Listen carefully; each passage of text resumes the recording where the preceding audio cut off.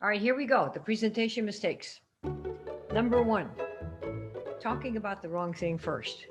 There's an order to things, and if you do the right things but they're in the wrong order, it's not going to come out right. You have to do things in the right order. And one of the big issues we've got in our industry is people talk about the wrong thing first. If you want to get somebody to buy, what has to happen? They need a reason to buy it. And that reason to buy it needs to come from within them. Unless it's your mom or your sister or a couple of other people, that are kind of, oh, thank you, right there, perfect, that are your friends and who are going to help you, just because they want to help you.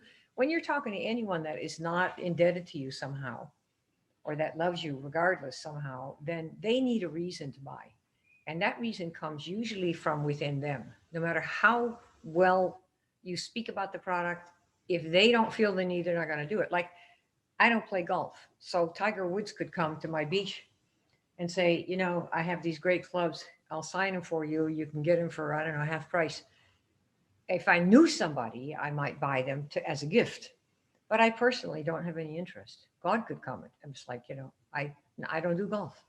So that's the issue. You see, as long as people need to buy for their reasons, you got to start off the right way.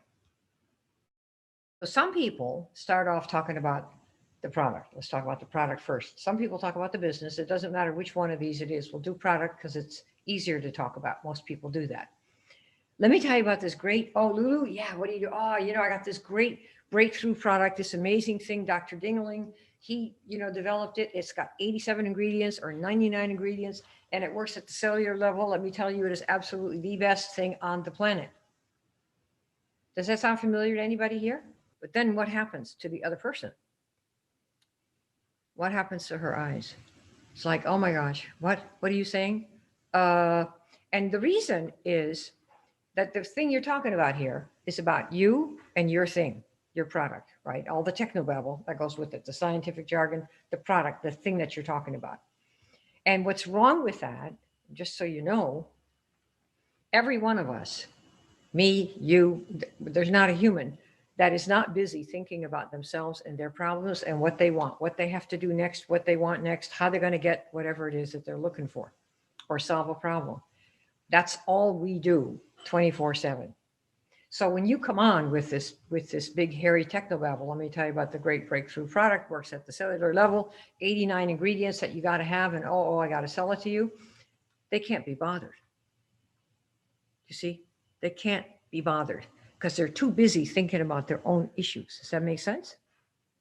The thing you sell is not why anybody buys, unless it happens to be. I mean, like crypto is very much in vogue these days. So if you're talking about you got crypto and you have somebody who really wants to buy that, maybe, or maybe an Apple product. But for 99.9% of the world of products, people are very busy thinking about themselves and their problems, and they don't really give a bean right now first to listen to all the technobabble about this wonderful product that you think you've got or business. Does this make sense why they might not pay attention? Because it's just not even relevant to what they want and what they're doing. All right, so what are we going to do instead? What can you talk about that might get somebody to give you enough attention so you can see if they're a one that you want? Okay. You want to talk about the problem that you can help somebody with. Have you got this? The problem you help somebody with. That is what you want to talk about. Because what happens is they want, what do? You help people with what? What did you say you help people with? They can't get it up anymore. And so how do you do that? Right? The problems are very interesting to human beings, particularly personal problems. So they all want to hear what that is. They don't care about the cellular level, but what do you mean they can't get it up? Ooh. What are you doing to fix that? Right? So you talk about the problem that you help solve. Okay. So for example, somebody says to me, let's say, what do you do? I have many answers, but they all focus on who I help with what kind of a problem. You want to see what one of mine is? All right, good. I help network marketers. This is one of, probably 100, but they're all the same structure. I help network marketers who don't like talking to people about their business or product because they don't know what to say. What's the issue?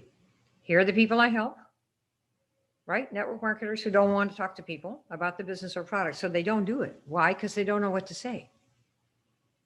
Okay. Makes sense? So what you want to think about is, who do you help with what problem? Okay. And we can give you an example. And then I tell them that. So that's what I do. What do you do? See how that works? So the whole script might be, so what do you do? Well, I help network marketers who don't like talking to people about their business or product because they don't know what to say. That's what I do. What do you do? Now, these are the kinds of structures that you want to create for you so that the people who have the problem say, well, I'd like to, wait a minute, how do you do that? What do you do? And it works for everything that you market, whether you're doing skincare, whether you're doing the business, whether you're doing hair care, whether you're doing energy. You see, so instead of thinking about, oh, I sell the best CBD oil and it's got Dr. Dingaling and it does this and it's the best technology and the best history. Do people care about that initially? What's the answer? Yes or no? Do they care? Yes or no? Notice that when we do this, I help these people. One day I went to a coffee shop a couple of years ago, and I remember this older man was standing in line, and he said to me, so what do you do? And I said, well, I help people who have something to sell that they really like, but they don't know how to sell it. So they stay home and just kind of stay poor with their thing because they don't know how to sell it. That's what I do. I help people to market and sell stuff that they have that they really like, but they don't know how to market and they don't know how to sell it. So they stay poor and they stay kind of disappointed. That's what I do. What do you do? Within, I would say, 2 minutes, the person in front of me and three people behind me said, can we talk? I have something I want to sell. I don't know how to market it. One person said, I wrote a book. Somebody else said, I have a whole program on how to crochet and knit. I don't know how to sell it, but I'm really good at it. And suddenly I had this crowd around of all these people who had something that they had created or that they had made or something that they had, and they didn't know how to market and sell it. And everybody offered to buy me coffee for a year if I would sit with them and tell them what to do. They didn't know what I did to help them. They didn't ask or think, well, where's the book or where's the course? It's just, I have that problem. Do you think you could help me? That's the way you want to do this, so that when somebody says they hear what you do, they'll say, well, I have that problem. Can I buy you coffee and you tell me what you know how that might work? That's what you want to do, you see. Or if, let's say, that there's nobody who has this particular problem, they might say, well, that's really interesting that you help somebody with their thinning hair and without having these toxic type hair products, because my sister-in-law has thinning hair and she feels she doesn't even want to wake up and look at herself. She feels so horrible. She thinks her life is over. She's going to look old and ugly, and then she's going to start drinking and nobody's going to want her, and she's going to die all alone and never have sex again because her hair's thinning. Nobody knows what the product is. Nothing about the product, nothing about the company, nothing about anything, just the problem and how it affects them. And the first order consequence, well, now she's feeling ugly. Second order, she thinks nobody is going to want her. Third order, she's going to start drinking. Fourth order, she's going to probably get big as a house because there's nothing else to do because she feels old and thin-haired and ugly.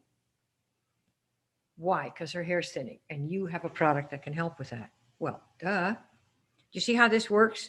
So you get the emotional attachment of the people who have the problem. Humans are very problem-oriented. They're not product-oriented. It's problem, theirs. And the best way to do it is one that you've gone through, okay? Yourself, because then at least it worked for you. All right, have we got this? So if this makes sense, no mention of any product or technobabble when somebody says, what do you do? Have we got this? That means the name of your company. People used to say, what do you do? Oh, I'm a Shackley rep, or I'm a New Skin rep, or I'm a, pharmaceutical company X rep. That is also technobabble. It doesn't talk about a problem. Do you see this? There's no problem. It's about your thing, and they're too busy thinking about their own problems. But when you introduce a new problem that might be more interesting than their own, that's when people listen. Even if it's not theirs, they'll tell you they got somebody, okay? Makes people lean in. What problem? What do you solve? Oh, I want to know about that. Okay, that's how we do this. Part 2 is coming up. The 3 little words you never want to omit.